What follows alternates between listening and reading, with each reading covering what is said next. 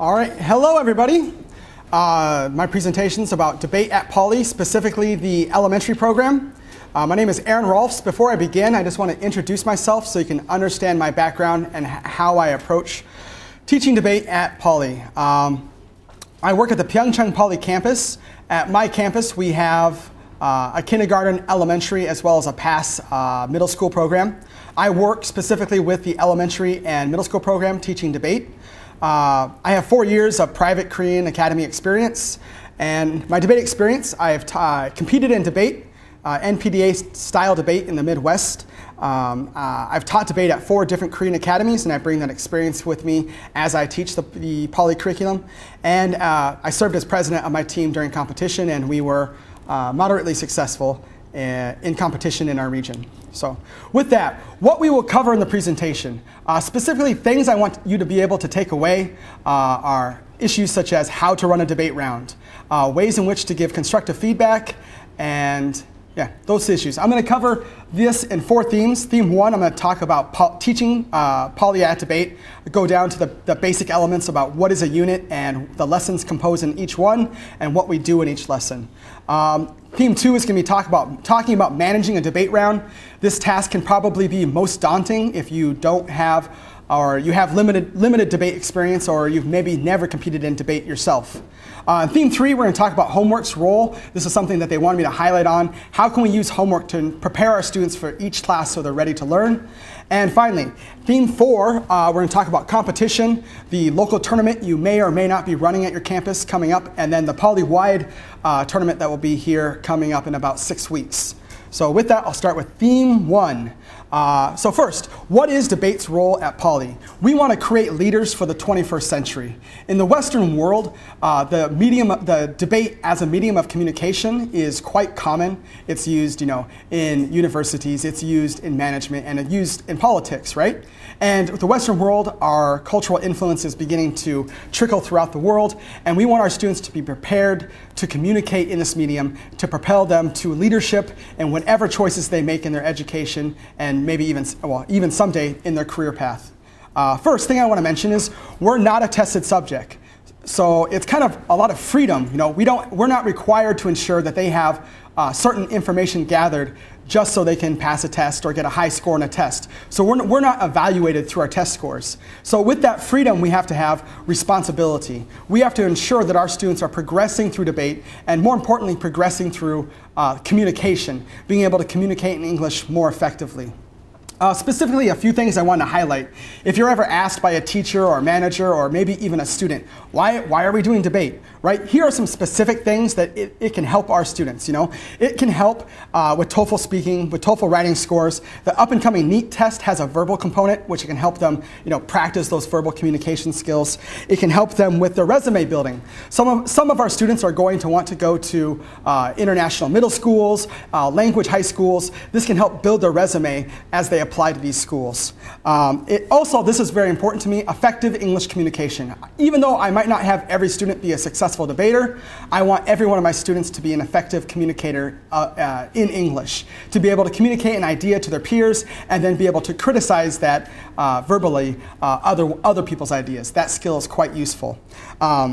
This one also important to me, the cultural immersion aspect. Korean culture is a lot different in how they approach conflict. The kind of the cliche is, Koreans solve conflict through the relationship, right? Well, in Western, we have a different way of solving conflict. We usually have a competing of ideas. This style is very confrontational, and I think it's important that our students learn and master that ability to do that, especially because many of our students might have goals of someday working abroad, being educated abroad, and if they can pick up these skills, they're going to be a lot more culturally aware of the Western perspective on communication, on conflict resolution. And finally, we want to academically have our students gain confidence, communicate more effectively, and think more critically. And for me personally, that last one is of utmost importance.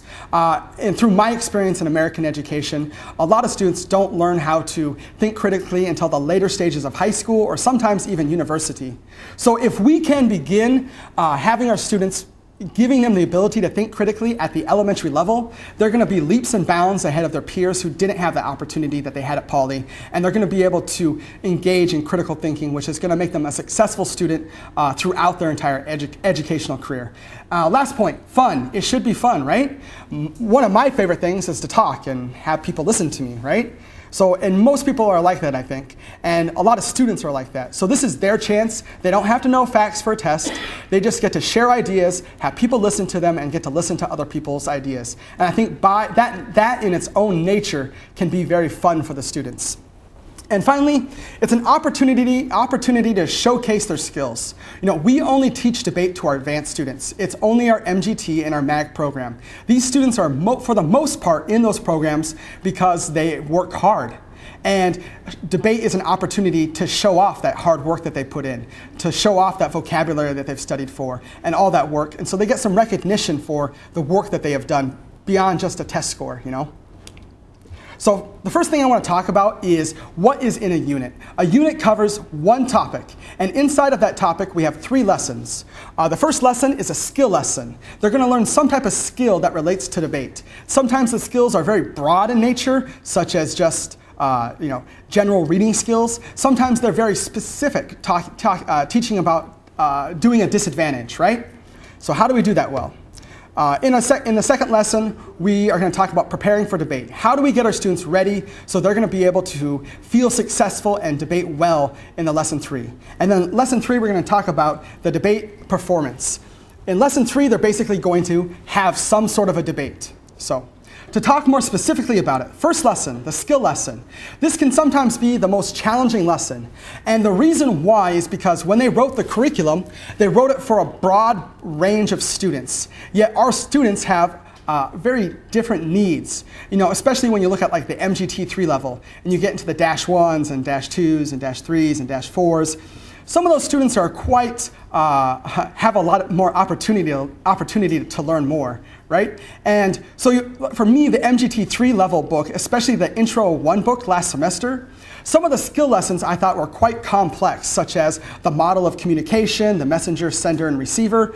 And for most of my students, it was over their heads a little bit, because that's something that they teach in freshman communication courses. So my personal recommendation is you can't ignore the curriculum. The parents are going to be upset about that because they bought the book. It is Poly system. So instead of spending a 35-minute lesson on that, I usually try to shrink it down to maybe 5 or 10 minutes, make sure that they understand what it is, and do a page or 2 in the book, and then go and do the skills you think they ought to be learning, right? So for the MGT 3 level, it's their first time ever doing debate. They probably need to know the basics of how to create a persuasive speech, right? So teach those type of skills, how to make the beginning, middle, and end, how to consider, is what I'm saying persuasive to people? Things such as that are topics that I would hit as a student is beginning to do debate. And most importantly, evaluate what happened in the last unit and take time in your skill lesson, which is more open-ended, and highlight those areas that were weaknesses for the class and ensure that they're going to be able to do a better performance next time. So tailor that skill lesson and feel like you have some freedom with it to shrink it down and put in some of what you think they need to be learning based on your observations of their previous performances. Next, we go into a second lesson. The second lesson is my personal favorite lesson because they are, in my classes, we basically have a discussion for probably at least 20 minutes on the articles. And so usually the articles are something that interests them, whether it be pets or fruit versus chips, right? Something that kids actually think about. So I really enjoy that. I think the key to this lesson is preparation. And I'll cover this a little bit more in the presentation, but the students really need to have some type of preparation homework before they come in. So personally, what I do is before my students come to this lesson, they have to have read the articles. They have to have written a brief summary. I tell them usually 4 sentences, 5 sentences, summary of each article. And then I make them write 2 questions. I make them write a question for the teacher. What was something you didn't understand, whether it be a word or a phrase or a concept. And then they need to write 1 question for their class, some type of opinion type question.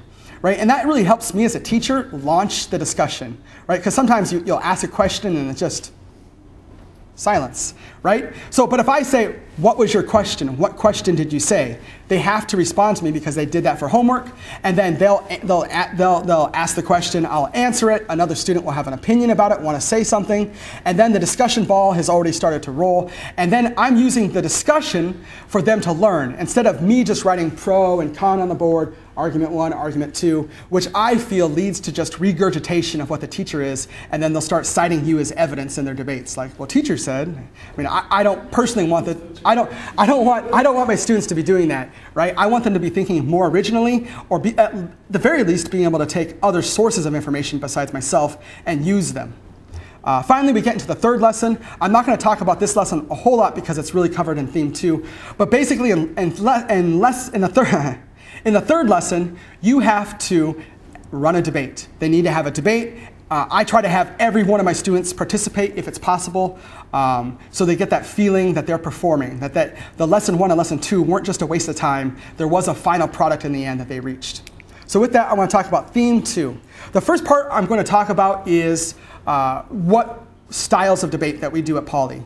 Before I get to that point, though, one question I've been asked by some of my fellow teachers who don't have as much debate experience as I do is, what are they supposed to learn in each lesson? We don't have, level test range for the debate curriculum, right?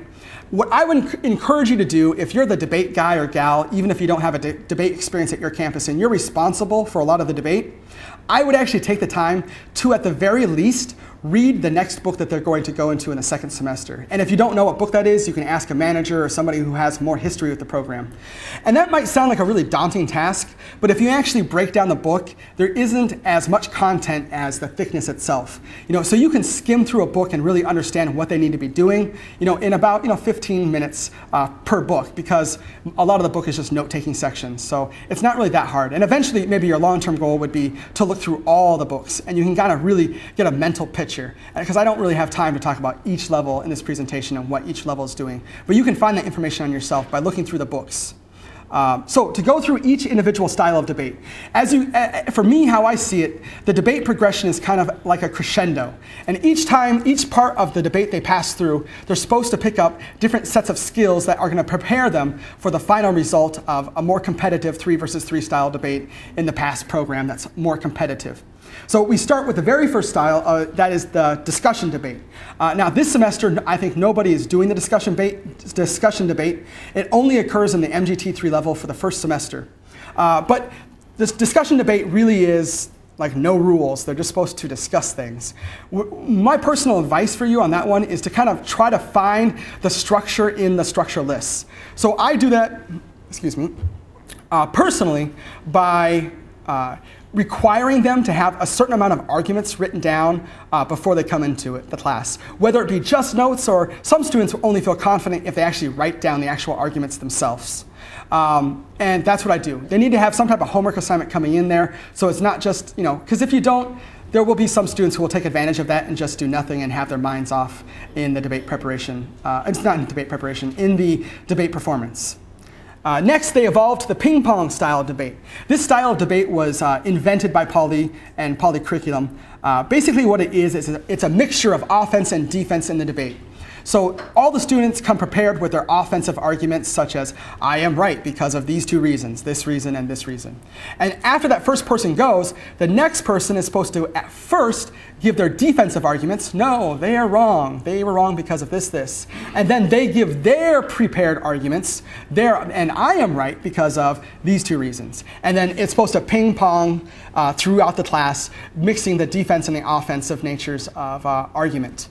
Again, my encouragement is the same as discussion. You need to find the structure, because it can be a little chaotic at times. So if the students come in with their 1 to 2 arguments already prepared, they're going to be a lot more capable of participating in the debate and take more out of the ping pong debate when they perform.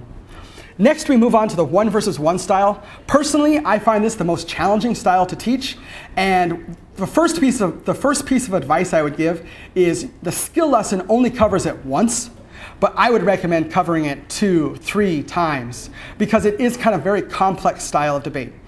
what 1 versus 1 style debate is you start off with just the original offensive arguments. I am right because of these 2 reasons, and they do that for 3 minutes.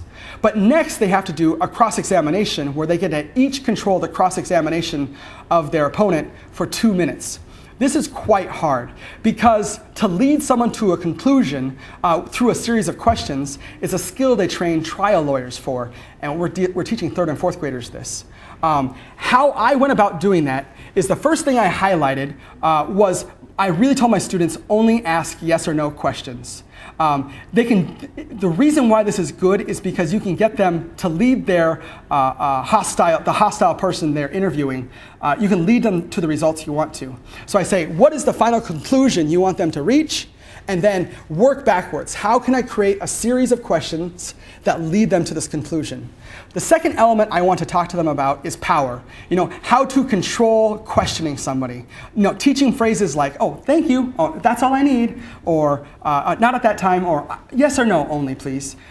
Skills like that so they can control the situation of cross-examining the person.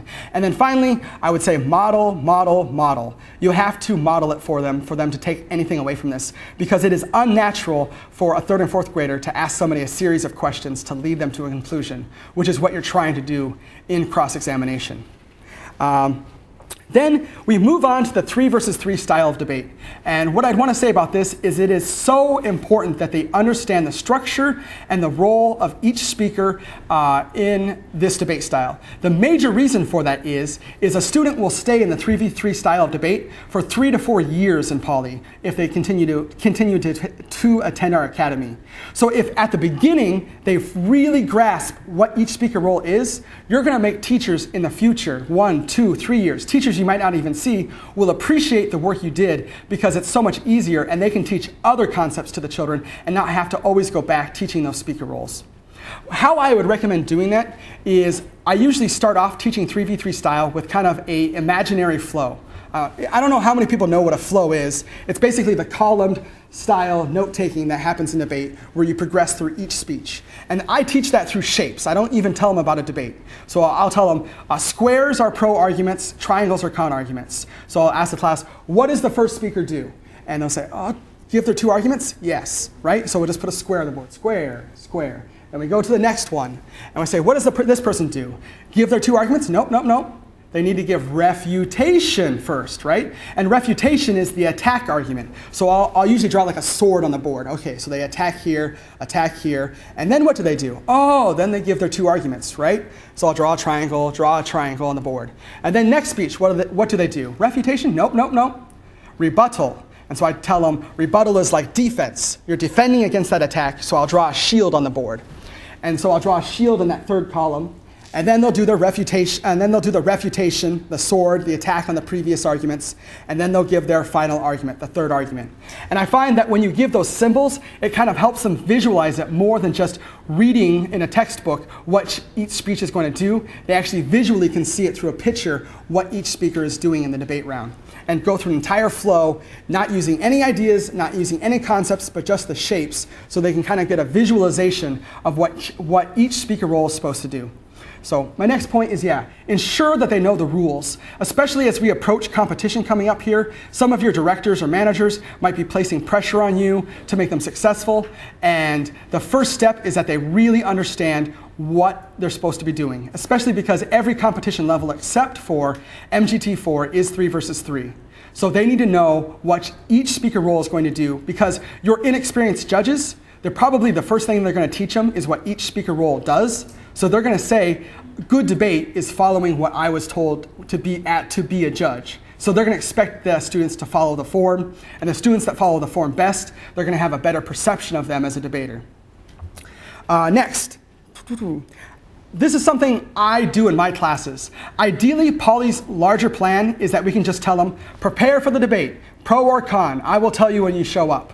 For me, most of my students, it doesn't work. I need to give them a road to success, so I actually break it down and tell them what speaker they are, what side they are, and And then I give them specific homework to prepare for that speaker. So I have speaker 1, you need to do this for homework. You need to write the 2 arguments. Speaker 2, you need to write your team's 3rd argument, and you need to make guesses on refutation. Guess the other team's arguments.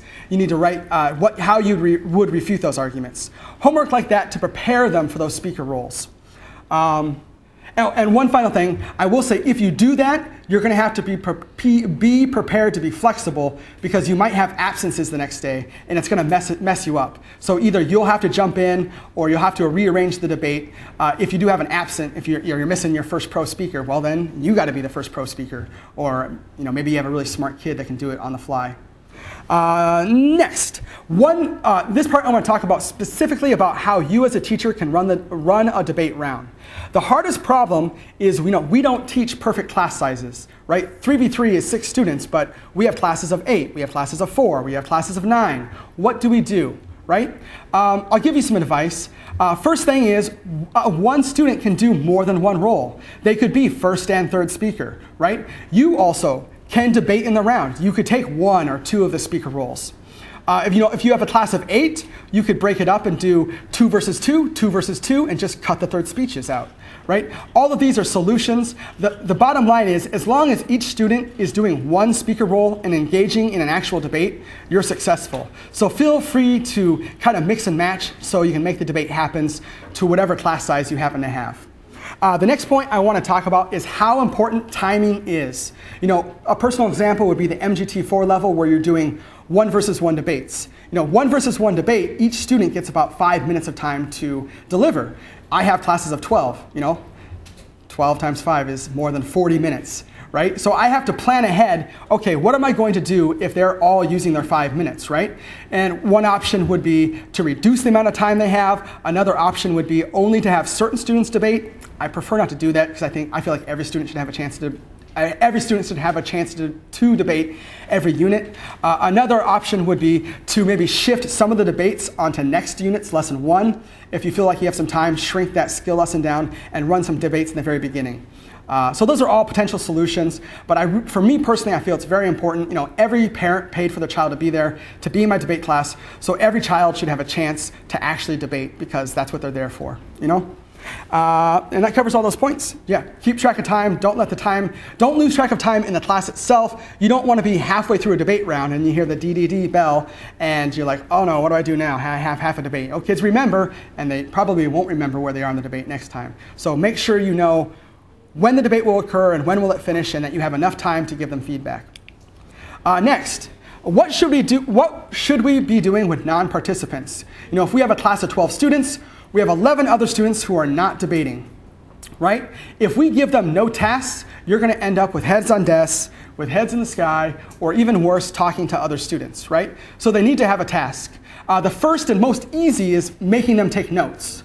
On the advanced levels, they have to take notes because of the flow. The lower levels, they don't really have to do it, unless you tell them, and you should tell them. So for me, what I'll do is, like my 3rd and 4th graders, I'll say, look, you have to write down 3 pro arguments, you have to write down 3 con arguments, and before you leave class. And so I can easily walk the room in about 10 seconds, and I can see which students are paying attention and which ones are not, and I can identify who I need to give attention to and who I need to force to pay attention so they're not daydreaming or sleeping in my class. The next thing you could have them do would be to be judges. You could turn the people who are not debating into judges in the round and make some type of voting for which side they thought won, and then make them justify why they think that way.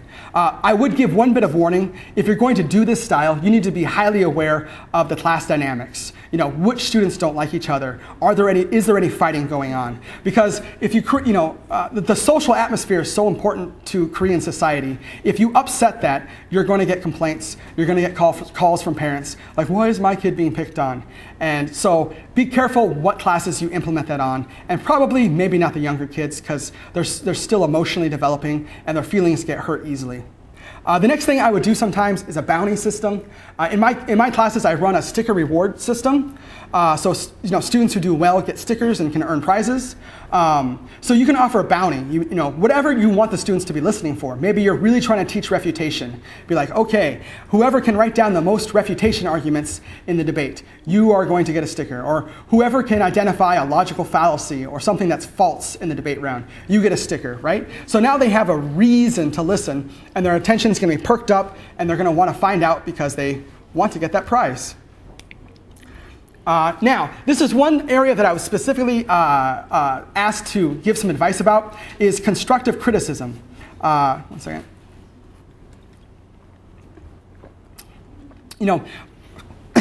My debate background, we always use the word criticism, but criticism has a negative context. So at Poly, we want to have more of a constructive feedback mindset, that we're building a pathway to their success. We're not just telling them what they did wrong, but we're showing them the steps they can take in order to achieve their final goal.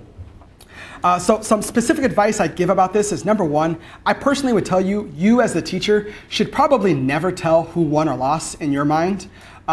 Especially at the lower levels. Maybe the higher levels you would consider it. The reason why is I feel like you don't really gain much by doing it, but you have the opportunity of losing things, like losing, hurting feelings, making people upset, being accused of playing favorites. All these things happen when you choose winners or losers. And it just comes from my personal background. It was part of my coaching philosophy when I did university debate. We never announced winners internally in internal competition. It was more just about the constructive feedback. Because wins, losses doesn't help. Usually half the class has a big ego and the other half of the class is crying because they lost. So next, I think this one's pretty much common sense. Match praise with criticism. I think most people understand this idea. The compliment sandwich metaphor.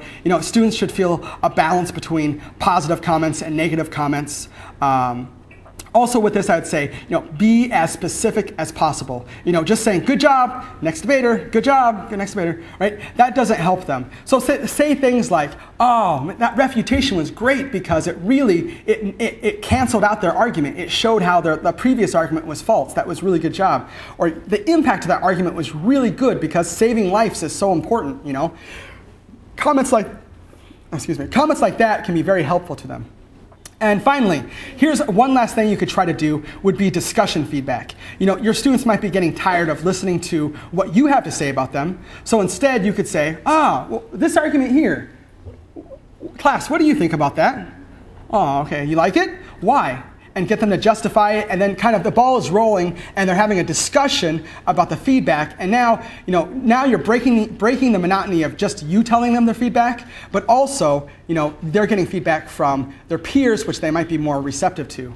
Again, I would give a heed of warning. If you do a strategy like this, you have to be aware of social dynamics. You don't want to hurt children's feelings. And, and if class is, really criticizing somebody and they're right, then you have to be the balance. You have to say the positive things. You have to be like, oh, well, I thought they did a good job. Part of it, this part was really good, right? And then you have balanced out the negative with the positive. So on to theme 3. Again, this is something specifically I was asked to talk about. Poly wants debate homework to be meaningful and to help our students. And my first piece of advice is to have both preparation homework as well as review homework. For me, ideally, whenever I teach something, I want my students to have done preparation to learn from me. I want them to teach the skill or model the skill. And then finally, I want some type of review assignment. So my personal example would be lesson 2. Before they come into lesson 2, as I mentioned before, they have to write a summary of the articles. They have to write the questions of the article. Then I spend my lesson 2 having a discussion, assigning debate roles, maybe a little bit talking about what the arguments are, but I try to get them to make those decisions on themselves. And then for homework, for that day, I'm going to assign them the questions to the reading. And then I never have to do any of that material in class. They do all of that material outside of class. It gives me more time to teach them. And now they've covered a concept 3 different times. Your probability of them retaining that information is just increased by doing that. My next piece of advice is to be explicit as possible when assigning homework. This doesn't come just from my debate experience, but from teaching in Korea for 4 years. Homework is one area where you can really create a positive image of yourself, or the opposite of that. So what I mean by being specific, don't write online just do page 39, right? Say do page 39, questions 1 through 3.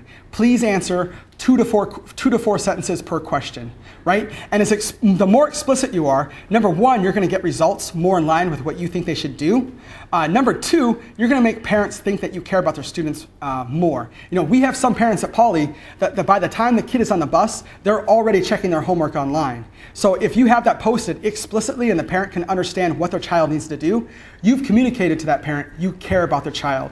And you're going to have happier parents and happier counselors because they don't get complaints. Next, essay and language of debate homework. Really have a plan for this. In fact, my next slide, I'm going to talk more specifically about this, but it's really important to plan ahead for this. Again, when you assign it, be specific about the assignment. I actually took the time to write the URL that they need to go to, enter your Poly password, click this button, then click this button. And that sounds like a lot of work, but once you do it one time, just save it to a document, copy and paste it each time, just change the page numbers up or whatever you need to do, and everybody will be happy. And then when you get that new student to Poly, you can just tell them, give them that one sentence in class, you need to do the essay, go read online how to do it, and if you have a question, call me or call the counselor, and then we'll answer more questions. Finally, balance predictability versus variation. I'm a very type A personality when I teach. I like to have my system and I do my system. However, you want to have some variation in that. If you're not varying it, some students will take advantage of that and not really actually do their homework. They'll just go through the motion. So if you change it up from time to time, they'll actually have to engage their mind more about how they're doing their assignments. And finally, see the big picture when you're assigning your homework. I would really encourage you to plan, 2 to 3 units, 1 to 2 units ahead, and take into consideration what occurred last unit that I thought was lacking, or what opportunities do they have to be more successful, and alter your homework, think big picture, think about the end goal of what you want them to reach, and assign the homework that's going to lead them to that way. Next, preview the lesson concepts. Give them a slight preview at the end of class about what you're going to be doing, why you're assigning this homework, and what this homework is going to do to prepare them for their next class. And I wrote it twice on the slide because I think it's so important. Explicitly write the homework. And for me, I have a file. I copy and paste from it. So the first time you do it, it does take you time to explicitly write the homework out. But then after that, I just copy and paste it, change the page numbers, maybe change a sentence or two here if it doesn't fit for that class. But it's really, in my opinion, it's worth the effort, and you'll have a better perception of you as a teacher if you do that. And it's easier for your students. Next, talking just about the language of debate online essays. For me, this is the hardest part of my job. Not from a skill perspective, but from a time perspective, because it's so time consuming. I teach about 200 debate students, and I might have to grade 200 debate essays in a week because the TLs fall in line with each other. And that takes me a lot of time, and I don't like doing it, but I have to. So if I'm going to do it, I might as well do it well. So here's some advice if you have to do it yourself. The first one, write a schedule. Today we all received Unit 2 through Unit 7 TLs, so you have a TL all the way till February. I would recommend taking a half hour to 40 minutes. Write a schedule for the rest of the semester. Why should you do that? Number one, for yourself. If you do it, you can control when you have to get things back to them. You can look at the calendar, you can see when monthly tests are, you can see when red days are, you can schedule it so you have the time to get it done.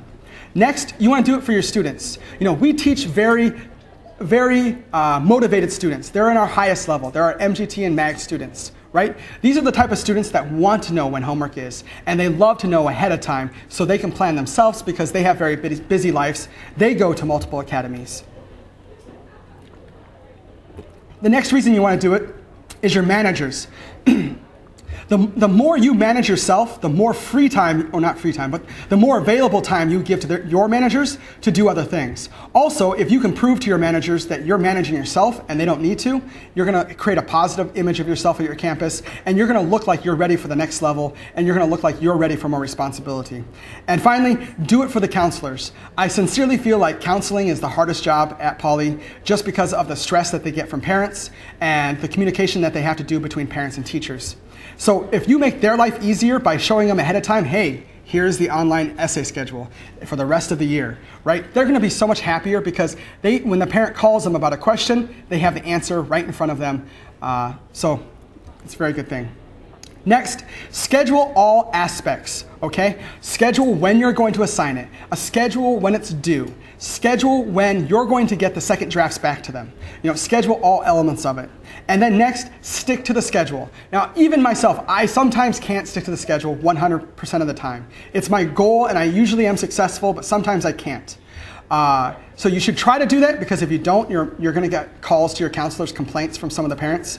And if you can't do it for whatever reason, and there's a valid reason, communicate that to people. Tell your manager, tell your counselor beforehand. I mean, number one, maybe they'll help you, if it's behind. Maybe you'll get some help from somebody. Or at the very least, you're gonna prepare your counselor for those complaints that might come because you didn't complete it on time, and they're gonna be prepared, they're not gonna get caught off guard, and they're gonna look more professional to the parents and be able to explain to them what happened.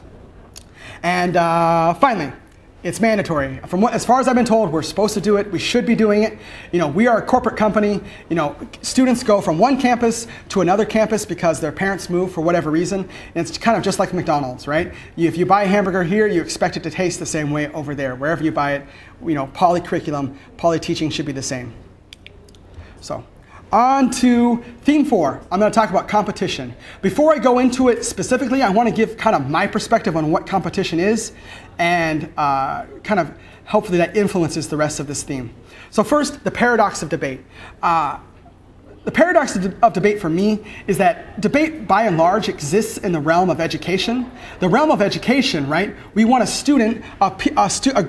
class of students to have 100% completion of the information they need, right? That's our end goal. However, competition's end goal is to have one winner. So those two ideas conflict with each other, especially as we approach the upcoming competition. So, for me, I'm very much educationally focused. I de-emphasize competition in the private academy setting, but I want my students to be able to communicate in English. To me, that's far more valuable than winning a prize, especially for elementary kids. At the higher levels, there's more pressure to win, but at the lower levels, if they're communicating, they're taking in those ideas, and students understand how they're learning, that's gonna make them successful. So balance competition and learning, right? Competition is important. Debate is a competitive activity by its nature. However, you always want to emphasize as a teacher what they have learned, what they are learning, and what they will learn and be able to do. So they can always feel like they have been successful, even if they don't get a win from a judge. And finally, encourage students as much as possible. Competition is a discouraging thing because, statistically, half the people will fail in debate. Half the teams lose, right? Usually, how I did it, I just ran my own local tournament, and before I did it, I gave a personal speech. I talked about, in my competition experience, my first year, I lost probably about 70 to 80% of my debate rounds, and didn't do very well. And I talked to them about how I learned far more from my losses than I ever did from my wins. And then I talked to them about what they've all learned through the competition and through the debate program, and focus on the positive so the competition doesn't become a discouraging thing. Next, talking specifically about the debate tournaments. You may or may not be tasked with actually operating a local tournament to choose who goes to the poly-wide tournament. I just did this at my campus. It was my first time running a tournament of this size. I have about, as I said before, 200 debate students. So it was really challenging for me, and I made some mistakes. And so hopefully I can help you learn from the mistakes that I made. Your first big choice if you're doing this, if you've been tasked with doing this, is you have to choose with an individual class tournament or an all-class tournament. Now, in an individual class tournament, what you would do is just have some type of debate competition in the classroom, and then you'd pick one winner from each class, and then you'd have like a smaller tournament to see who goes on and wins. And that can be effective, and frankly, it's a lot easier to run. I went with the harder way. I did an all-class, and we canceled classes, and we had all of our students debating. I felt like it was really great because it gave them an authentic debate experience. Since we're only doing it once a year, I felt like they should get an authentic debate experience. If you're going to do that, here's some advice I will give you. First, pick the right day. We didn't at my campus, and it caused a lot of problems. We picked a day in a week that had a monthly test. And I only teach debate at my campus, so I'm not as aware of the monthly test ranges and issues like that. So I had teachers that were upset because it messed with their curriculum. It messed with having their students prepared for the monthly test. So I highly recommend picking a day early in the month So all the other teachers who are teaching other classes that might be affected if you run an all-class tournament, that they can adjust for that throughout the rest of the month to their TL to ensure their students have their information known for when the monthly test comes. Next, communication. It's really important that you're communicating with everybody. Now, probably not many of you will actually run the debate tournament completely by yourself. If you're doing it, you're probably going to have a team or at least work with one of your managers. But you need to communicate to all parties. Communicate to your judges, who are your peer teachers. What do they do? Here's how you judge. This is what the ballot's going to look like. Communicate to, of course, your managers, right? Communicate to the counselors. They're going to get lots of parents' calls. Our children's parents are going to call because competition is so important in this country and they're so competitive about things. And so the more information your counselor has, they can answer the questions of the parents when they call up. Next, scheduling. My advice about, it took me about 10 hours to schedule. It took me about 10 hours to schedule my debate tournament because of the size of it. If you have a large school, I had a large school, I didn't know all the classrooms. I actually walked the school, made sure I knew the rooms. I opened up the master schedule. I found out what rooms are going to be available, what teachers are available to judge, and so I didn't make any mistakes. I don't have a situation where I put a judge in a debate round when they're also supposed to be teaching. Do all those things ahead of time and really think it out so you don't have any mistakes in your schedule. And a well-run tournament will be filled with happy smiles and good memories. And if it's not well-run, not so much. So the better you run it, the more happy you're going to be. I think for the most part, I probably had about 95% satisfaction with my students. They had a really good time and enjoyed it. And the other 5% were probably just upset because they lost. So more preparation, the happier everybody's going to be. Now, I want to talk a little bit about the poly-wide competition. Some of you in this room might be the one tasked with preparing your students for the tournament. You might even be facing some pressure. And I want to give you some advice if you're not as experienced with debate about how to make your teams the most prepared they can be. And before I start, I'll tell you my one weakness. I actually personally haven't attended a poly-wide competition before, but I have brought other Korean students to other competition. I've also did some extensive research, calling other campuses, talking to other debate teachers, and speaking to people who've been to the competition before, and I have some advice from the information I gathered. The first issue I want to talk about is ethics. There's a wide range of how much you can help your students. Obviously, I could sit down and write all of my children's debate speeches up for them, and it's going to increase the probability to win. However, if I do that, I think it's devoid of any educational value. They're just puppeting me. But on the other end, I can't just hand them the resolution and say, good luck, see you November 10th, hope you do well, right? I'm not doing my job then either. So I would encourage you to think about the ethics of how much you want to prepare your students, ensure that it's what your campus's philosophy is about competition, and then execute that plan and help your students be prepared, but still maintaining an educational value to it. Next. Unique evidence. This is something that really made teams win at the last tournament. The specific example I would give would be there's a social networking topic, and a lot of teams were very successful. They had evidence about Egypt and the Arab Spring and using social networking to organize that all. And that type of unique evidence really resonated with the judging pool, and it got those teams wins. So the more unique, the more interesting you have your evidence, the more likely you are to have a sleepy judge pay attention to you, and the more interested they're going to be because it's new and fresh and interesting. Next, choose the right debater for the right role. Each speaker role in the 3v3 style has a mixture of impromptu and prepared, right? And your students have strengths. Are they better prepared speakers? Are they better impromptu speakers, right? So match their strengths to what each role requires of them in the debate round. Next, prepare for the unexpected. There's probably going to be about anywhere, I'm going to guess, between 30 and 50 different debate coaches / teachers who are going to be involved with preparing all of the poly throughout the nation, right? That's going to be a lot of different ideas out there. Do the best you can so your students are prepared for a wide range of ideas or concepts that could come from the topic so they know how to respond to those and prepare them for the unexpected. Next, create unexpected positions. As much as you can, you don't want the other team to be able to anticipate your arguments for two reasons. First of all, it's going to be harder for the other team because they won't know what to do against it if they're not as prepared.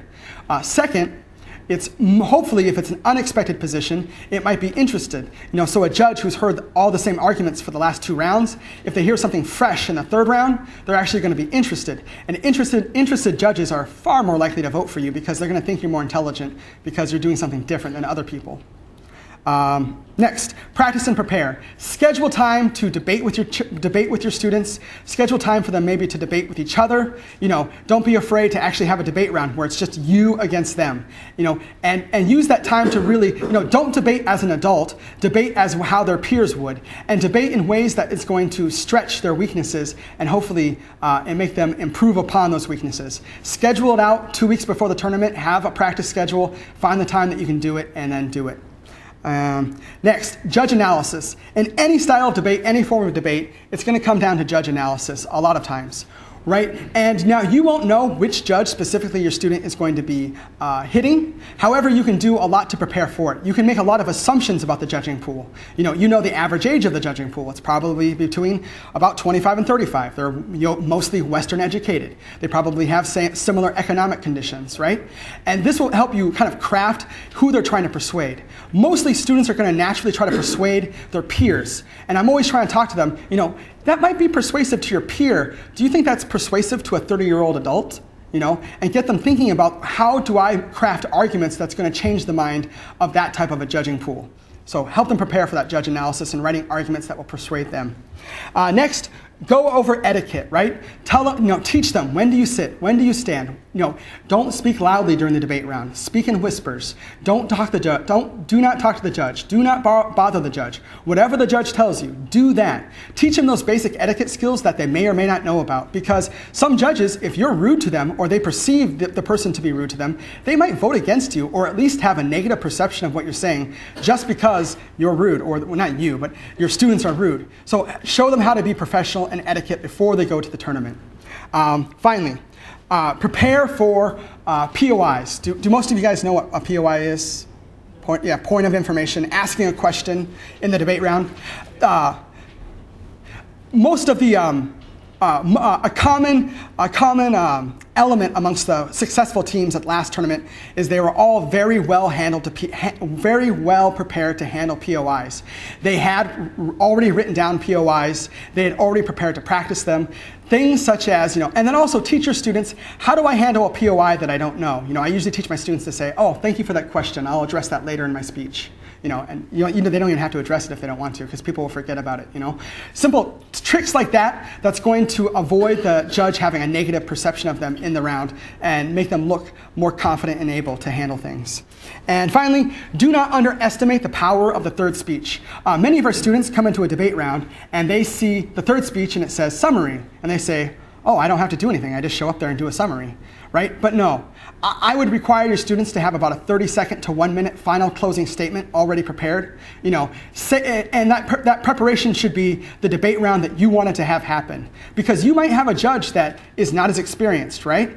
They might not be following every single argument, and their mind might be able to be changed by a 30-second to 1-minute really pretty closing, where you state, vote for us, circle our side of the ballot, because you're going to save more lives if you do. You get more lives by circling our side of the ballot, right? So they can prepare that closing statement that they need to be successful. And the last thing I'm going to do is give you, if you're wondering how to strategically plan for your teams, I have a final quote for you. Debate is a game of chess, played with ideas instead of pieces. Imagine where your ideas and arguments must be at the final speech to assure that the judge will vote for your ideas. Once you can visualize that, work backwards to create the middle and beginning of the debate, so that that will place you in the final position you need to be in to win.